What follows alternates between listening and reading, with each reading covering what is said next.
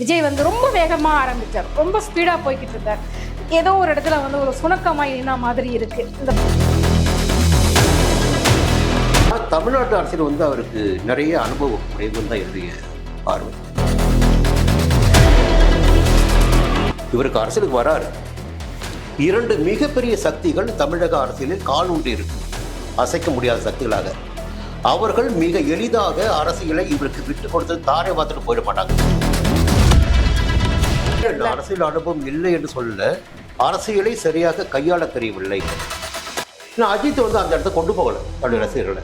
ரஜினியை வந்து எதிர்பார்த்தாங்க, ரஜினி வந்து ஏமாற்றி விட்டார் என்பது என்னுடைய வாதம். ஏன்னா எப்பொழுதும் தொண்டனை ரஜினி ஏமாற்றக்கூடாது. ஏன்னா ஒரு கட்டுப்பாடு இல்லை சார், ஒரு கூட்டம் வந்து கூடுது 10,000 பேருன்னு சொன்னாங்க. திருச்சியிலே ஆகட்டும், நாகப்பட்டினத்திலே ஆகட்டும் நடந்த கூட்டங்களை வந்து பார்த்துருக்குறாங்க. இப்போ வந்து கூடுதல் போலீஸ் பாதுகாப்பு வழங்கி இருக்கலாமே. திரும்ப திரும்ப சொல்றது அது தவறு. குறிப்பாக வந்து இந்த கிட்னி திருட்டு வழக்கில் பார்த்தீங்க அப்படின்னா சிபிஐ விசாரணை வேணும்னு கேட்டிருந்தாங்க. ஆம்ஸ்ட்ராங் கொலை வழக்கில் பார்த்தீங்கன்னா சிபிஐ விசாரணை வந்து கேட்டிருந்தாங்க. தாவேகாவுக்கும் சிபிஐ விசாரணை வந்து கொடுத்துருக்குறாங்க. தொடர்ந்து திமுகவுக்கு உச்சநீதிமன்றம் குட்டு வைத்து கொண்டே இருக்கிறது. அப்படின்னும் போது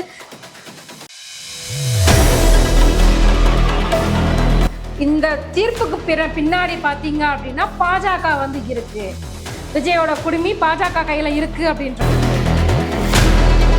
நீதித்துறை பத்தி எப்படி நீங்க பேச முடியும்? நீதித்துறை நடவடிக்கையில் எவரும் பேச முடியாங்க. நீங்க ஹைகோர்ட் நீதிபதி ஒரு தீர்ப்பு கொடுத்தாரு, வந்துட்டு நம்ம ஜட்ஜையோ இல்ல கோர்ட்டையோ இல்ல தீர்ப்பையோ வந்துட்டு நம்ம டிஸ்கஸ் பண்ணவே கிடையாது. நான் கேட்பது என்ன அப்படின்னா, விஜயை ஆட்டுவிப்பது இப்போதைக்கு விஜய் யார் கண்ட்ரோல்ல இருக்காரு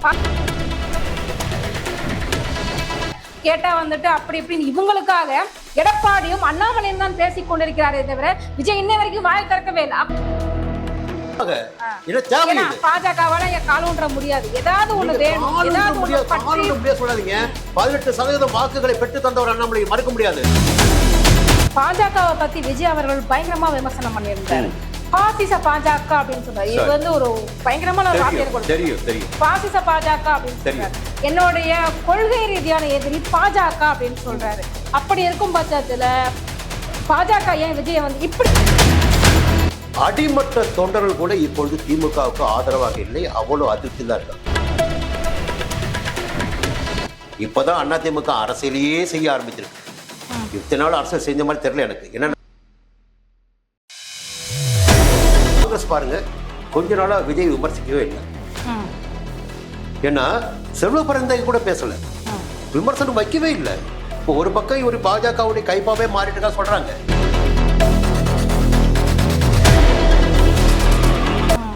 எமர்ஜென்சி அறிவிக்கப்பட்டு அதன் பிறகு திமுக ஆட்சி டிஸ்மிஸ் செய்யப்பட்ட போது, கலைஞருடைய ஆட்சி டிஸ்மிஸ் செய்யப்பட்ட போது தமிழகத்தில் மக்கள் தீபாவளி மாதிரி கொண்டாடினாங்க, பட்டாசு வெடிச்சு கொண்டாடினாங்க.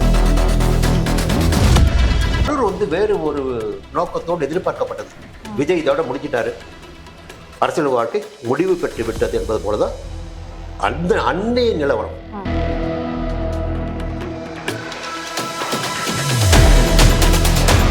விஜய் யாரால நடந்ததுன்றதை விடவும் அவரை பார்க்க தானே கூட்டின கூட்டம் அவருக்காக தானே சார் இறந்தாங்க.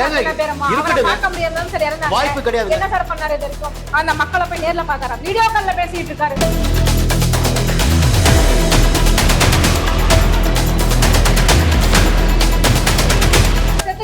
திரும்பி பாருன்னு சொல்றதுக்காக திருப்பத்துக்கு போட்டாங்க. என்னுடைய குரலை விட்டு உங்களுடைய குரலில் எப்படி நீங்க பேச முடியும்? உங்களுடைய கருத்து அது, அது உங்களுடைய கருத்து. நடைபெற்ற சம்பவம் வந்து விசாரணைக்கு பிறகுதான் தெரியும். சன் ஆஸ்ட்ரோ டிவி நேயர்களுக்கு வணக்கம்.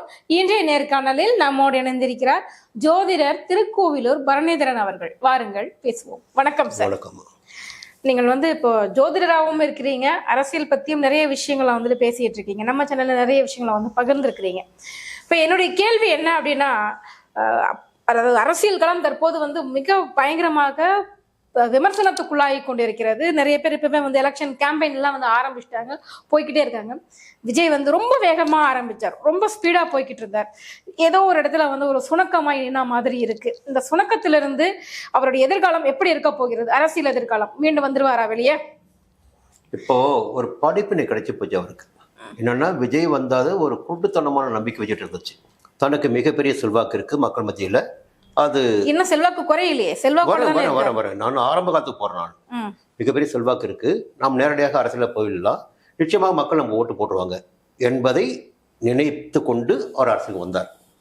ஆனால் தமிழ்நாட்டு அரசியல் வந்து அவருக்கு நிறைய அனுபவ குறைவுன்னு தான் என்னுடைய பார்வை. ம், ஏன்னா நான் மறைந்த புரட்சித் தலைவருடைய காலகட்டத்தில் அவர் கட்சி தொடங்கிய போது அவருக்கு கிடைத்த அனுபவங்களை நேரடியாக பார்த்தவன் நான். எப்படி முதல் அண்ணத்துக்கு ஆரம்பிக்கிறாங்க, ம், அதுக்கு முன்னாடி கட்சி கொடி கூட இல்லை. எஸ்டி சனன் தான் வந்து என்ன பண்ணுறாரு, தாமரைப்பூ கொடி அறிமுகப்படுத்துறாரு. ம், அப்போ தான் தாமரைப்பூ கொடி தான் முதல்ல ஏற்றுறாங்க. எம்ஜிஆருக்காக ஏற்றப்பட்ட ஒரு கொடி தாமரைப்பூ சின்ன கொண்ட கொடி. தாமரை பறிக்கொடி. ம், அதன் பிறகுதான் இந்த அண்ணா உறவுத்தோடு ஒரு கொடி வடிவமைக்கப்பட்டு மாற்றம் பெறுகிறது. அந்த கட்சி தொடங்கியவுடன் அவருக்கு ஏற்பட்ட நெருக்கடிகள், பாதிப்புகள், அவரை பின்பற்றியவர்களுக்கு ஏற்பட்ட பாதிப்புகள், ம், அடக்குமுறைகள், சாதாரண அடக்குமுறை கிடையாது. இப்போ என்னன்னா நிறைய அரசியல் பின்புலங்கள். எம்ஜிஆர் கட்சி ஆரம்பிக்கிறாரு, அவர் திமுக விட்டு வெளியில வராரு. திமுகவை விட்டு எம்ஜிஆரை வெளியே கொண்டு வருவதற்கு காரணியாக இருந்தவர்கள் கம்யூனிஸ்ட் கட்சியை சேர்ந்த பாலதண்டாயுதம், கல்யாண சுந்தரம் போன்றவர்கள். ம், புரியுங்களா?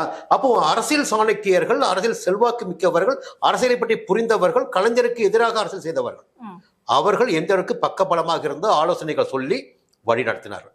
இப்போ மோகன்குமார்களும் உட்பட ம், மிகப்பெரிய அரசியல் ஆளுமைகள் இவர் கட்சி விட்டு வெளியே வந்த உடனே, புரியுங்களா, எம்ஜிஆருக்கு இருந்தாங்க.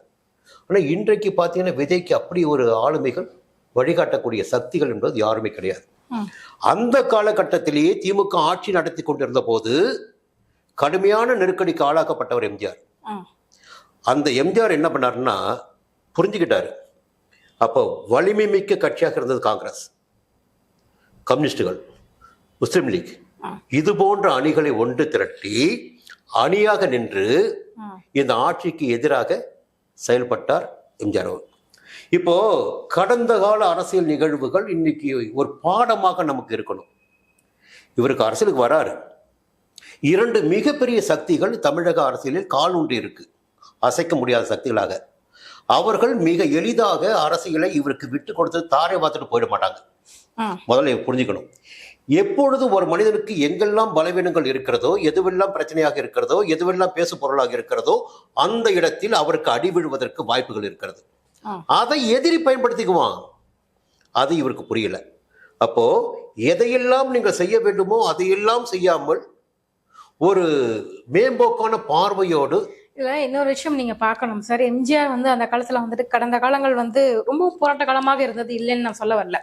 அவர் வந்து அடிமட்ட தொண்டனாக இருந்து முதல்வர் பதவியை நோக்கி நகர்ந்தவர். விஜய் அவர்களும் பாத்தீங்க அப்படின்னா நேற்று ராத்திரி முடிவு பண்ணி இன்னைக்கு காலையில வந்து தாவேக்காவை ஆரம்பிக்கல, விஜய் மக்கள் இயக்கம் அப்படின்ற ஒருத்தன் ஆரம்பிச்சாரு. மறைந்த முதல்வர் ஜெயலலிதா இருக்கும் போதே ஆரம்பிச்சாரு. அதன் வாயிலாக நிறைய பேத்துக்கு நிறைய உதவிகள் வந்து செஞ்சிருக்கிறாரு. இவங்க நீட் எக்ஸாம் தேர்வுல இறந்த அனிதா வீட்டுக்கு போயிருந்திருக்கிறாரு. ஸ்டெர்லைட் விஷயம், நிறைய விஷயங்கள்ல வந்துட்டு முன்னெடுப்புகளை வந்து நடத்திருக்கிறாரு. இந்த மாதிரியான பிரச்சனைகள்லாம் ஃபேஸ் பண்ணி தான் வந்திருக்காரு. அவருக்கு வந்து அரசியல் அனுபவம் சுத்தமாவே இல்லை அப்படின்னு சொல்ல முடியாது. அரசியல் அனுபவம் இல்லை என்று சொல்ல, அரசியலை சரியாக கையாள தெரியவில்லை.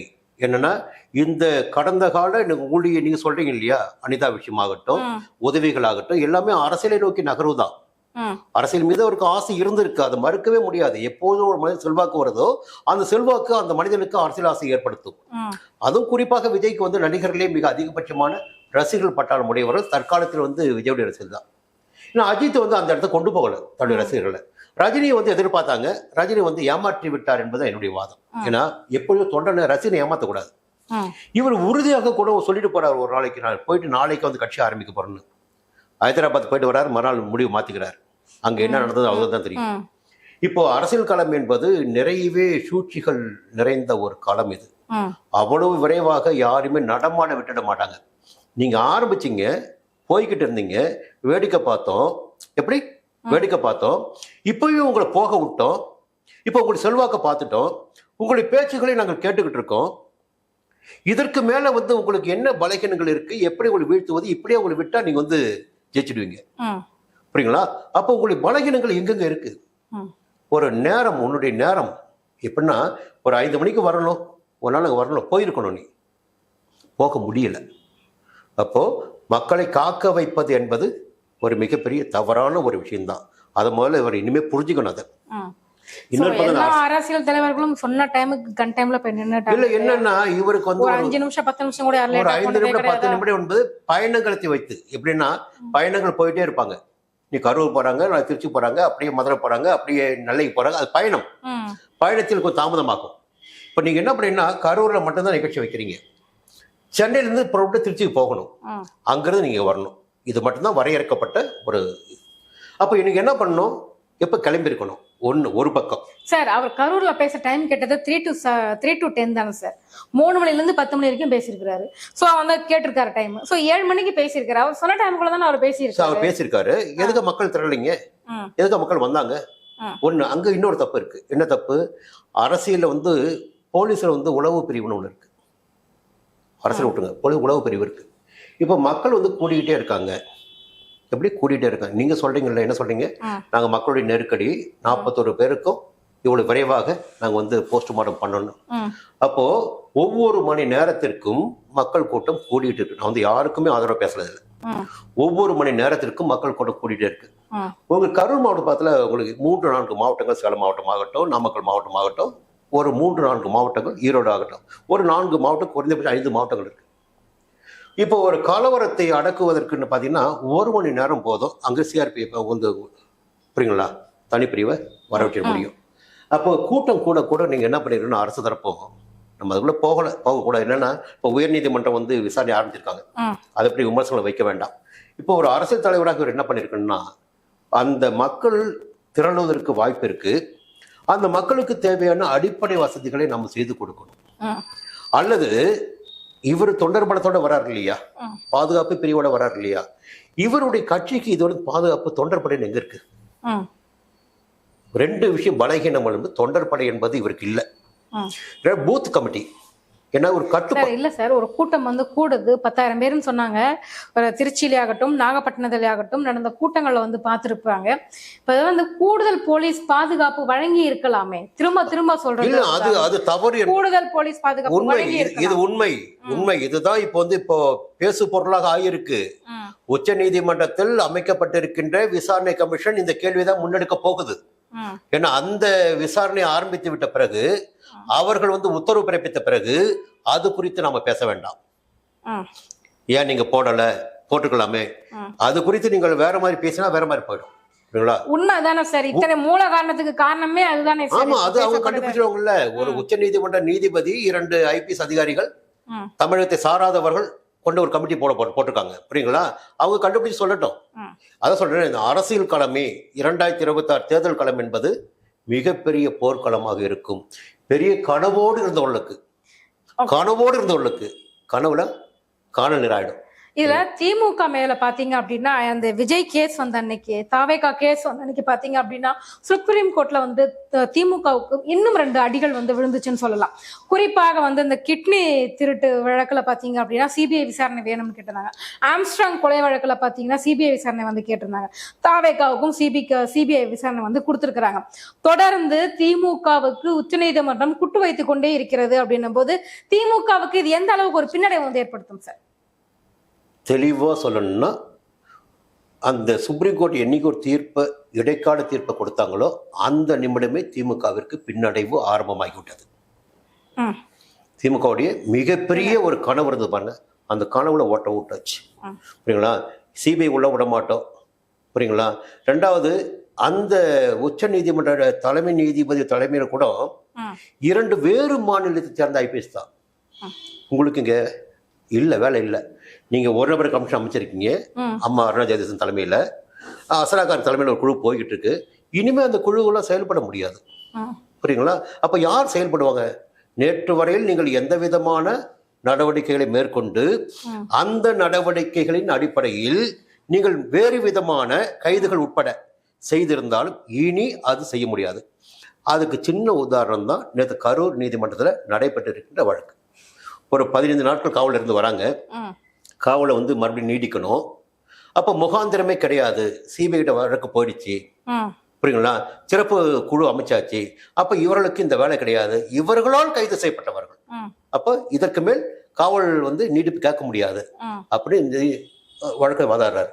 அதையொட்டி அவர்கள் விடுவிக்கப்படுகிறார்கள். புரியுங்களா? அப்போ நிலைமை எல்லாமே தலைகீழாக மாறிக்கிட்டு வருது. ஆனா இந்த நேரத்தில் தான் ரொம்ப பக்குவமாக விஜய் இருக்க வேண்டும். சிபிஐ வந்து இடைக்காலத்தோட வந்து கொடுத்துருக்குறாங்க. இடைக்கால விசாரணை சிபிஐ விசாரணைக்கு வந்துட்டு உச்சநீதிமன்றம் வந்துட்டு இடைக்கால ஒரு உத்தரவு வந்து பிறப்பிச்சிருக்கிறாங்க. ஓகே, இதையே வந்துட்டு மிகப்பெரிய ஒரு சாதனையாக விஜய் கட்சியினர் வந்து கொண்டாடிட்டு இருக்காங்க. அது ஒரு பக்கம் இருக்கட்டும். இந்த தீர்ப்புக்கு பின்னாடி பாத்தீங்க அப்படின்னா பாஜக வந்து இருக்கு, விஜயோட குடுமி பாஜக கையில இருக்கு அப்படின்றாங்களே, இது எந்த அளவுக்கு உண்மை சார்? ஒரு தவறான கற்பித்தலுங்க. என்னன்னா ஒரு அடிப்பட்டவங்க எல்லாம் பாத்தீங்கன்னா எதையாவது புலம்பிட்டு இருப்போம். பாஜக எவ்வளவு சப்போர்ட் பண்ணிட்டு இருக்காங்க. சப்போர்ட் பண்ணதான் இருக்கட்டும். நீதித்துறை பத்தி எப்படி நீங்க பேச முடியும்? நீதித்துறை நடவடிக்கையில் எவரும் பேச முடியும். ஏங்க நீங்க ஹைகோர்ட் நீதிபதி ஒரு தீர்ப்பு கொடுத்தாரு, அது விமர்சனம் பண்ணாங்க, உள்ள போட்டீங்கல்ல. ஹைகோர்ட் நீதிபதி பேசுறதே தப்புன்னு சுப்ரீம் கோர்ட் சொல்லிருக்கு. எப்படி சுப்ரீம் கோர்ட் நீதிபதி பேசுவீங்க சார்? கரூர்ல வந்து இந்த கேஸ் நடந்துகிட்டு இருக்கு. நீங்க அதே சமயத்துல வந்துட்டு இங்க ஒரு ஜட்ஜி வந்துட்டு பேசுறாரு, ஹைகோர்ட்ல ஒரு ஜட்ஜி வந்து பேசுறாரு, அது தப்புன்னு சொல்லி சுப்ரீம் கோர்ட்டே சொல்லிருக்குல்ல. சொல்லியாச்சுங்க. இங்க என்ன ஆரம்பம்னா இந்த நீதிபதி பேசிய கருத்தை முரண்பட்டு பேசி எதிர்த்து பேசியவர்களுக்கு இந்த அரசு கைது செய்தது. இங்க வந்துட்டு நம்ம ஜட்ஜையோ இல்ல கோர்ட்டையோ இல்ல தீர்ப்பையோ வந்துட்டு நம்ம டிஸ்கஸ் பண்ணவே கிடையாது. நான் கேட்பது என்ன அப்படின்னா, விஜயை ஆட்டு விப்பது இப்போதைக்கு விஜய் யார் கண்ட்ரோல்ல இருக்காரு? பாஜகவோட கண்ட்ரோல்ல இருக்கு அப்படின்னு சொல்றாங்க. உண்மையா இல்லையா? என்னுடைய பார்வையில அவர் யாருடைய கண்ட்ரோல்ல இருந்தாலும் தப்பு கிடையாது. என்ன காரணம்னா, நானே இருக்குங்க, சொல்லிடுறேன் உங்களுக்கு. நான் தான் விஜய் வச்சுங்களா, என்ன போட்டு எல்லாம் போட்டு அழிச்சிட்டு இருக்கீங்க, எல்லாம் போட்டு அழித்துறீங்க, நான் அழிக்கணும் பாக்குறீங்க. எனக்கு யாராவது உதவி வேணும் இல்ல? அதான் சார் அரசியல். தெரிஞ்சுதானே வந்தீங்க. ஜெயலலிதா அம்மையாருக்கு நடக்காத கொடுமையா நடந்துச்சு. சட்டசபையில வச்சு அந்த அம்மாவை என்னென்ன பண்ணி வீட்டுக்கு காமிச்சாங்கன்றது நல்லாவே தெரியும். அப்படியெல்லாம் தாண்டிதான் வந்து இன்னைக்கு அரசியல கோலச்சி வந்து நின்னாங்க. உங்களால இந்த ஒரு விஷயத்தையும் உங்களால தாங்கிக்க முடியல, போய் இன்ன வரைக்குமே வெளியில வரல. கேட்டா வந்துட்டு அப்படி இப்படின்னு இவங்களுக்காக எடப்பாடியும் அண்ணாமலையும் தான் பேசிக் கொண்டிருக்கிறாரே தவிர விஜய் இன்ன வரைக்கும் வாய் திறக்கவே இல்லை. அப்ப அவர் யார் கண்ட்ரோல்ல இருக்கார்? ஒரு விஷயம், அவர் யார் சப்போர்ட்ல இருக்காரு, என்ன பண்ண போறாரு என்பது எல்லாமே பாத்தீங்கன்னா, அவர் எதையெல்லாம் பேச வேண்டுமோ, எப்படியெல்லாம் செயல்பட வேண்டுமோ, அது முதல்ல அண்ணாமலை வந்து ஒரு பிளேயர் சொல்லி போட்டாரு. அததான் நான் கேட்கிறேன். பாஜகவோட கண்ட்ரோல்ல அது பாஜக கண்ட்ரோல் சொல்ல முடியாது. அது தப்பான விஷயம். ஏங்க ஒரு பொதுநல நோக்குங்க, ஒரு மனிதர் பாதிக்கப்பட்டிருக்கான், யாரோ ஒரு மனிதர் எதிரியாக இருந்தா சரி, எனக்கு அந்த நபரை பாதுகாக்க வேண்டும், அந்த நபரின் பக்கத்துக்கு நியாயத்தை வெளிப்படுத்த வேண்டும். அவருக்கு அந்த நபர்களால் எதிரிகளால் அச்சம் ஏற்பட்டுக் கொண்டிருக்கிறது, அவரை எப்படி பாதுகாக்கணும். எனக்கு ஆதாயம் கிடையாது, அவரை பாதுகாக்க வேண்டியது என் மன. சரி, எதுக்கு விஜய் அப்படி பாதுகாக்கணும்? பாதுகாக்கிறேங்க, எங்களுடைய கடமை. என்ன காரணம்? என்ன காரணம்? நீங்க கேரள அரசு தெரியுமா உங்களுக்கு? கேரள அரசு தெரியுமா உங்களுக்கு? இங்க கொள்கை பேசுறீங்கல்ல, இங்க தத்துவம் பேசுறீங்கல்ல, கேரளாவில் ஒரே அரசியல் தான், எதிரிக்கு எதிரி நண்பன். எப்படிங்க? எதிரிக்கு எதிரி யாரோ நண்பன். இங்கதான் கம்யூனிஸ்ட் வந்து காங்கிரஸ் கூட கூட்டணி வச்சிருக்கோம். அங்க போனீங்கன்னா காங்கிரஸ் வந்து ஒழிக்கணுவான். புரியுங்களா? ஏன் ஒரே கொள்கை தானே, ஒரே தேச கட்சி தானே. புரியுங்களா? ஏன் அங்க ஒரு பாலிசி இங்க ஒரு பாலிசி உங்களுக்கு? எதிரிக்கு எதிரி நண்பன் என்பதுதான் அரசியல். இது நீங்க அவியல் கிடையாது, இது அரசியல். எந்த ஒரு துருப்புச்சிட்டு எங்களுக்கு விஜய் என்பவர் கிடைத்திருக்கிறார். எங்களுடைய ஆதாயத்தை அதை வச்சு அரசியல் ஆதாயம் நிச்சயமாக பாஜகவால காலூன்ற முடியாது. ஏதாவது ஒண்ணு முடியாது சொல்லாதீங்க. 18% வாக்குகளை பெற்று தந்தவர் அண்ணாமலை மறுக்க முடியாது, தனித்து நின்று. புரியுதுங்களா? அது தனிப்பட்ட செல்வாக்கு. தேமுதிக வாக்கும் உண்டு, பாமகவோட வாக்கும் எல்லா வாக்கும் உண்டு. தனிப்பட்ட பாஜக 4% சொல்ல முடியாது நீங்க. புரியுங்களா? ஆனால் அண்ணாமலை என்ற ஒரு மனிதனுக்காக வாக்கு சதவீதம் எகிரியது. அண்ணாமலையை பார்த்து இந்த நாடு அதிர்ந்து கொண்டு இருக்கிறது. இந்த நிமிடம் வரை அண்ணாமலை என்ன பேசுவாரோ, எதை வெளியிட்டு வரோ, அண்ணாமலையை மாத்துனீங்க. அது பாஜக தலைமை கேட்க வேண்டிய கேள்வி. நம்ம என்ன விஜய் பத்தி பேசிட்டு இருக்கோம், நான் பாஜக கிடையாது. புரியுங்களா? அது அவருடைய அரசியல். இல்ல இவ்வளவு டேலண்டான ஒருத்தரை வந்துட்டு மாத்த வேண்டிய அவசியமே கிடையாது. ஏன்னா அதிமுக கூட்டணி இல்லாம போயிடும் பயமா? வேற பணி கொடுக்கப்பட்டிருக்கலாம். நீங்க சொல்ற மாதிரி அதிமுக கூட்டணி அமைவதற்கு வாய்ப்பு. ஏன்னா அவர் வந்து வார்த்தையை விட்டுட்டாரு. அந்த வார்த்தையை விட்ட பிறகு அவர் வந்து அந்த இடத்துல இருக்க முடியாது. நீங்க அதையும் பார்க்கணும். அப்போ ஒரு டேலண்ட் எல்லாம் இருந்தாலுமே கூட கொஞ்சம் ஓரமா நில்லுங்க பாஸ். என்றைக்குமே அண்ணாமலை பாஜக அலட்சியம் செய்ததாக தெரியவில்லை. அண்ணாமலை ஆலோசனை இந்த நிமிடம் அவர் ஏற்றுக்கொண்டே இருக்கிறது. அண்ணாமலை ஓரம் கட்ட வேண்டும் என்றால் எப்பயே கட்சி தூக்கி போட்டுக்கணும். புரியுங்களா? அண்ணாமலை ஆலோசனை படித்தான் இந்த நிமிடம் வரை தமிழகத்தில் அரசு போயிட்டு இருக்கு. இன்னைக்கு பேசிட்டு இருக்காரு. அப்ப நயினா நாகேந்திரனுக்கு என்ன தலைவர்? அவரு தலைவர். அவரு அண்ணாமலை தான் ஆலோசனை வழங்குகிறார் என்றால் நயினா நாகேந்திரனுக்கு என்னன்னா, அந்த சாணக்கியத்தனம் என்பது, மக்கள் செல்வாக்கு என்பது அண்ணாமலைக்கு இருக்கு. அது மறுக்க முடியாதுங்க. புரியுங்களா? எப்படி விஜய் வந்து ஒரு ஹீரோவை பாக்குறீங்களோ, எடப்பாடி ஒரு ஹீரோவை பாக்குறீங்களோ, இல்ல முதல்வர் ஹீரோவை பாக்குறீங்களோ, துணை முதல்வர் ஹீரோவை பாக்குறீங்களோ, அது போல பாஜகவுல ஒரு ஹீரோன்னு அது அண்ணாமலை தான். புரியுங்களா? ஒரு மக்கள் செல்வாக்கு, ஒரு கம்யூனிஸ்ட் கட்சியினர் கூட பாத்தீங்கன்னா ஒரு ராமமூர்த்தி இருந்தாங்க, கல்யாண சுந்தரம் இருந்தாங்க, இப்படி மக்கள் செல்வாக்கு மிக்கவர்கள் இருந்தாங்க. இப்ப அப்படி கிடையாது.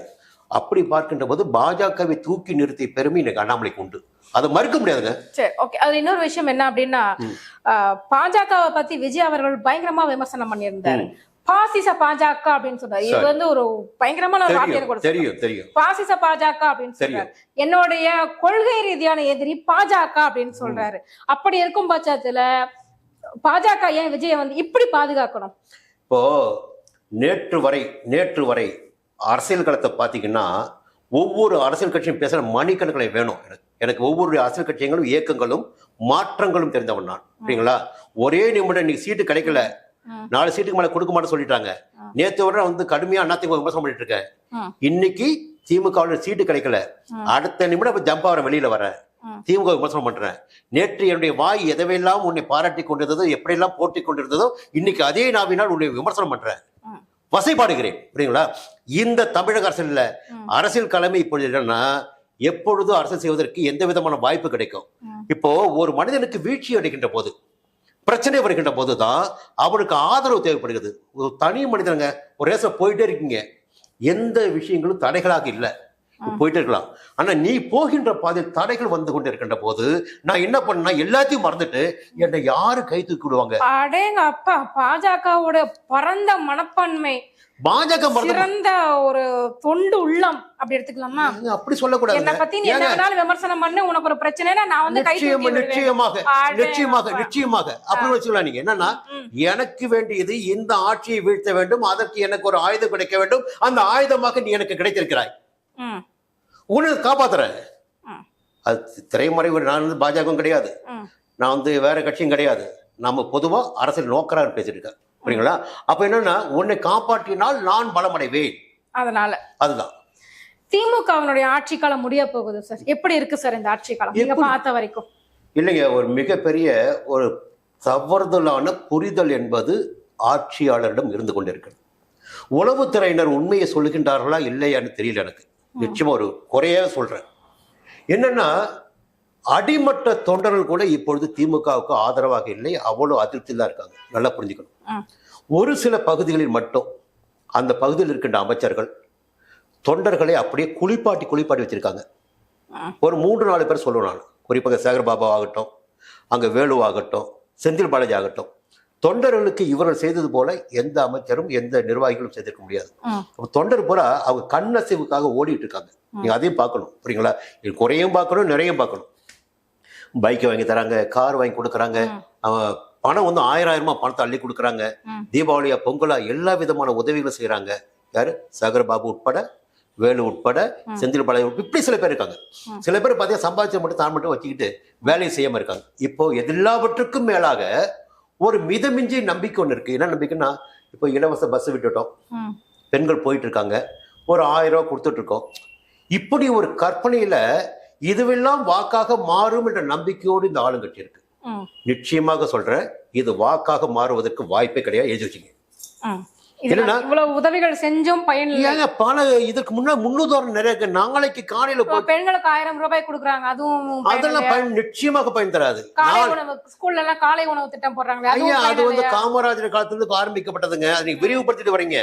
புரியுங்களா? புதுசா செய்தல. வெளிநாட்டுக்கெல்லாம் போய் முதலீடுகளை ஈர்த்துட்டு வராங்க. எல்லாம் அத்தனையும் வேஸ்டா கோபால் அப்படின்ற மாதிரி இருக்கு. நீங்க வெளிநாட்டு முதலீடு பத்தி பேசினா அது நிறைய உள்ள போக இருக்கும். என்ன முதலீடுகள் வந்து உண்மையா பொய்யா? இப்பவே இன்னைக்கு சட்டமன்றத்துல ஒரு பேச்சு ஓடிட்டு இருக்கு. புரியுதுங்களா? ஒரு பக்கம் நெகட்டிவான ஒரு விஷயம் போயிட்டு இருக்கு. இப்பதான் அதிமுக அரசியலையே செய்ய ஆரம்பிச்சிருக்கு. இத்தனை நாள் அரசியல் செஞ்ச மாதிரி தெரியல எனக்கு. என்னன்னா, அதிமுக செய்ய வேண்டிய வேலையெல்லாம் அண்ணாமலை செஞ்சுட்டு இருந்தார். எப்படி அண்ணாமலைக்கு செல்வாக்கு பெருகியது என்றால், அதிமுக விட்ட இடம் அது அண்ணாமலைக்கு. எப்படின்னா, ஒரு ஆளுங்கட்சி எப்படி எதிர்க்க வேண்டும், அவர் சின்ன சின்ன குறைபாடுகளை நீங்க எதிர்த்து போராடி இருக்கணும். இப்போ எம்ஜிஆர் கட்சி ஆரம்பிக்கிறாருங்க.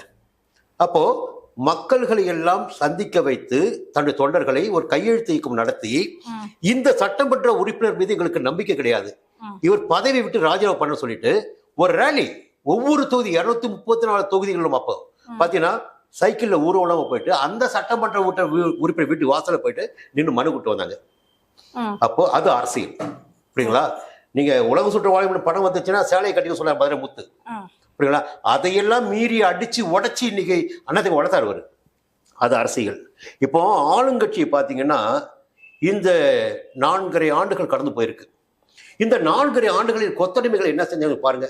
கம்யூனிஸ்டுகளை வந்து எப்பொழுதுமே வந்து நாட்டில் எந்த விதமான பிரச்சனைகள் வந்தாலும் சரி முதல் குரல் கொடுப்பவர்கள் கம்யூனிஸ்டுகள் தான். போராட்ட காலத்தில் நிற்பவர்கள் கம்யூனிஸ்டுகள் தான். இந்த 4.5 ஆண்டுகளில் தமிழக அரசியலில் எந்த விதமான பிரச்சனையும் உருவாகவில்லையா? வேங்க வயல் என்ன நிக்குது. இது போல நிறைய சம்பவங்கள் இருக்கு. புரியுங்களா? நீ பேசினாவே தூக்கி உள்ள போட முடியலாங்க. புரியுங்களா? ஏன் நான் போராடாம இருக்கீங்க? கூட்டணி தர்மம் வேற.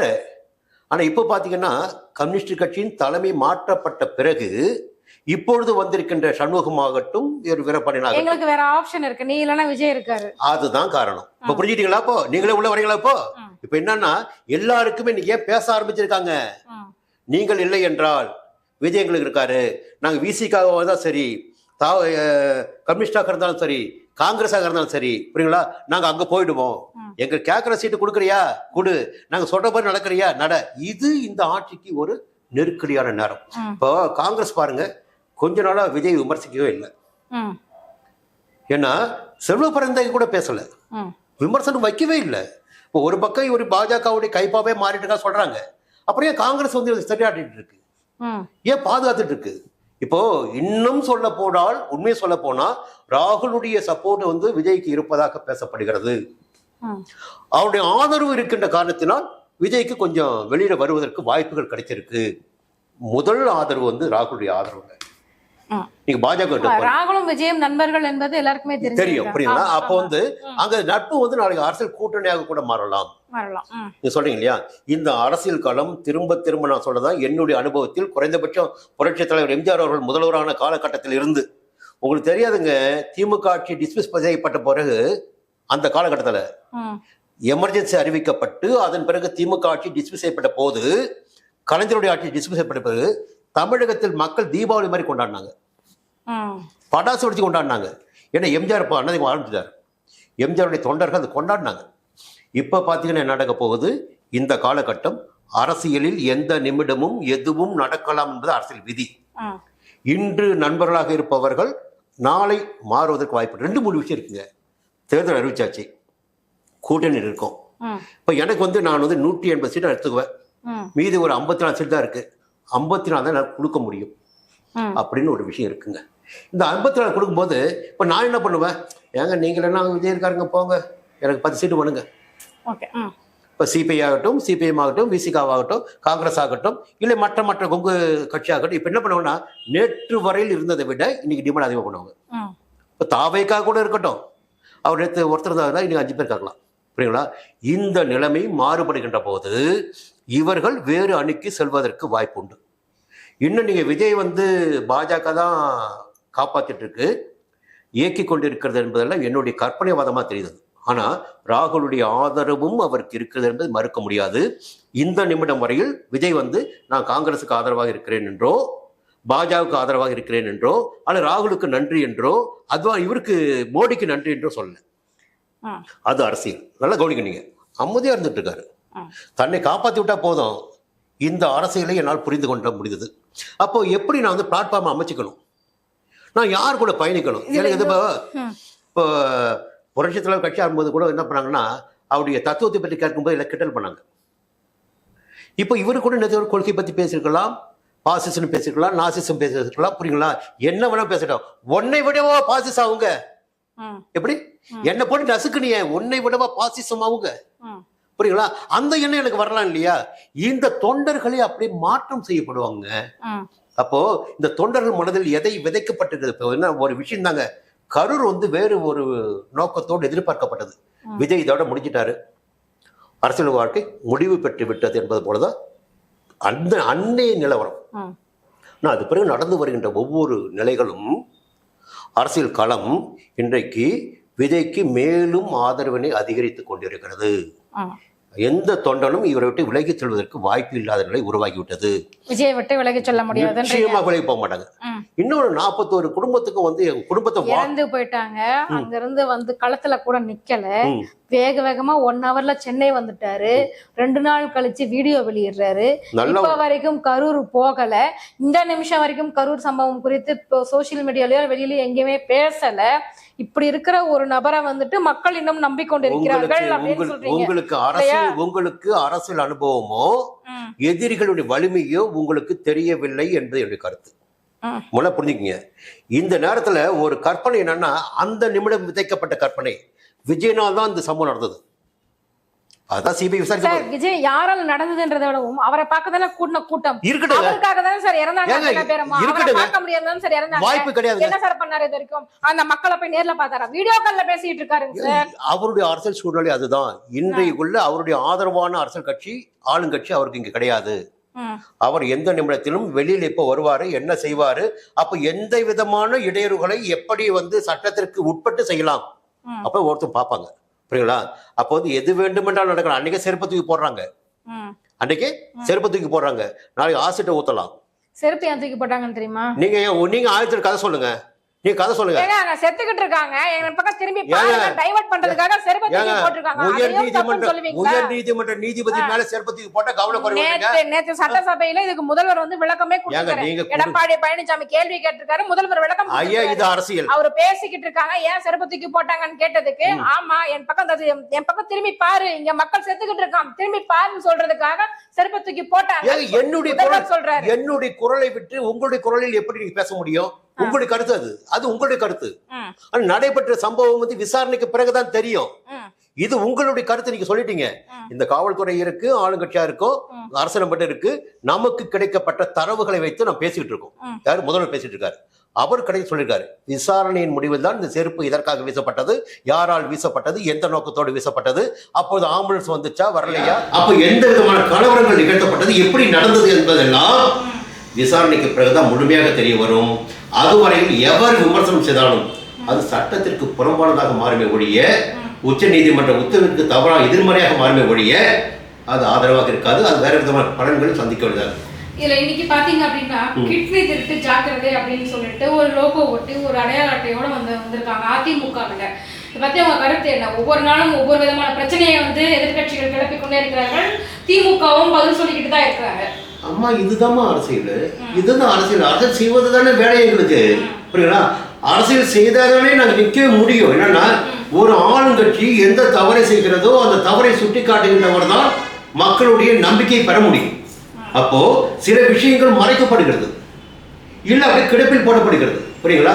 அந்த விஷயத்தை கையில் எடுத்து பேசுகின்ற போது, அதை வந்து மக்களுடைய அரங்கத்திற்கு கொண்டு செல்கின்ற போது, மீடியாக்களுடைய கவனம் கொண்டு செல்கின்ற போது என்னுடைய வலிமை அதிகரிக்கும். அப்போ இந்த மக்களுக்காக நான் நிற்கிறேன், இந்த பிரச்சனை நடந்திருக்கு, இது அரசு வந்து தவறு பண்ணியிருக்கு, அது தவறை வந்து மாற்றிக்கொள்ள வேண்டும், அதில் தவறுக்கு வந்து துணை போயிட்டு இருக்கு, இதை வந்து விசாரணை கமிஷன் வைக்கணும், இதை நான் வந்து முன்னெடுக்கிறேன். அப்போ உண்மையிலே என்னுடைய பார்வையில கடந்த 4 ஆண்டுகளில் அதிமுக செய்ய தவறியதை இப்போது செய்ய ஆரம்பித்திருக்கிறது. இதான் உண்மை. இதுதான் அரசியல். எலெக்ஷன் நெருங்குற நேரத்துல தான் வந்துட்டு அதிமுகவுக்கு ஒரு விழிப்பே வந்திருக்குன்னு சொல்லலாம். அது என்னன்னா, நேற்று வரை பாத்தீங்கன்னா நிறைய விஷயங்கள் அவங்க கட்சியில என்ன பூசல, அதுதான் உட்கட்சி பூசலே சரி பண்ண முடியல. அதுதான். ஆனாலும் உள்கட்சி பூசலை சரி பண்ண முடியல. வழக்கு கட்சி அலுவலகத்துக்குள்ளேயே ஆட்களை வச்சு பீரவை உடைச்சி எல்லாத்தையும் கொண்டு போன நபர்களா இருக்காங்க. இல்ல திமுகவுக்கு எதிர்ப்பா ஆதரவா வந்து என்னுடைய எம்எல்ஏக்கள் பூரா திமுகவுக்கு ஆதரவு என்னுடைய நிலைப்பாட்டை எடுத்த தலைவர்கள் இருக்காங்க. இதெல்லாம் ரொம்ப உள்ள போக வேண்டாம். புரியுங்களா? அவர்கள் 1ஆம் நம்பர் கட்சிக்கு துறைகள். இதையெல்லாம் சமாளித்து இந்த 3 ஆண்டுகளாக 4 ஆண்டுகளாக கட்சியை நடத்தி கொண்டு ஒரு தலைமையை உருவெடுத்திருக்கிறது என்றால் அதை பாராட்டோம். இன்னொன்று, தேர்தல் நெருங்கிவிட்டது. இதற்கு மேலும் சமாளித்துக் கொண்டிருக்க முடியாது. சமாளித்துக் கொண்டிருந்தால், உள்கட்சி பிரச்சனை பார்த்துக் கொண்டிருந்தால் மக்களுடைய பிரச்சனை பார்க்க முடியாது, மக்களுடைய நம்பிக்கை பெற முடியாது. புரியுங்களா? அப்போ ஆளுங்கட்சி என்னவெல்லாம் செய்து கொண்டு இருக்கிறது. முதல்ல புரிஞ்சுக்கணுங்க, ஏன் அண்ணாமலை ஜெயிச்சார்னா மக்களிடம் நம்பிக்கை பெற்றார். புரியுங்களா? அதற்கு காரணம் ஒரே ஒரு காரணம் மட்டும்தான், இந்த ஆளுங்கட்சியை எதிர்த்து துணிச்சலாக அவர் வெளியிட்ட கருத்துக்கள் தான் அவருக்கு செல்வாக்கை மக்களிடம் ஏற்படுத்தி கொடுத்தது. நமக்காக ஒரு நம்பிக்கை நாயகன் வந்திருக்கிறார். எப்படின்னா, ஆளுங்கட்சிக்கு எப்பவுமே எதிர்ப்பு இருக்குங்க. அந்த எதிர்ப்பினை ஒரே பக்கமா குவிக்கிறதா மிகப்பெரிய சாமர்த்தியம். அதுதான் எம்ஜிஆர் செஞ்சார், அதுதான் அம்மா செஞ்சாங்க.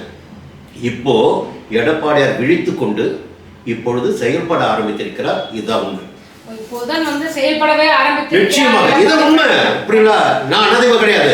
ஆனா இது அரசியல் நோக்கமா பார்க்கின்ற போது அவர் இப்பொழுதுதான் மக்களை பற்றிய அக்கறையும் வந்திருக்கிறது. கடந்த அடுத்த தேர்தலை எப்படி சந்திப்பது இப்படியே போயிட்டு வச்சுங்களேன். நான் வந்து கோட்டை விட்டுருவேன். அப்போ எனக்கு எல்லாருடைய ஆதரவு வேணும். அப்போ விஜய் வந்துட்டாரா, விஜய் தூக்கி பிடிக்கணும். பாஜக வரதா தூக்கி பிடிக்கணும்.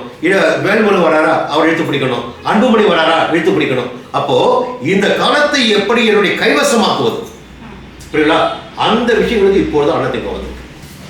ஸோ 2026 தேர்தல் களத்தை நோக்கி வந்துட்டு நம்ம எல்லாருமே ரொம்ப ஆவலா பயணப்பட்டுக்கிட்டு இருக்கிறோம். விஜய் அவர்களுடைய அடுத்த கட்ட நடவடிக்கை என்ன, அடுத்த கட்ட மூவ்மெண்ட் என்ன, திமுக எப்படி எதிர்கொள்ள போகிறது, வருங்காலங்களில் நம்ம கண்டிப்பா இதெல்லாம் பற்றி பேச போறோம்.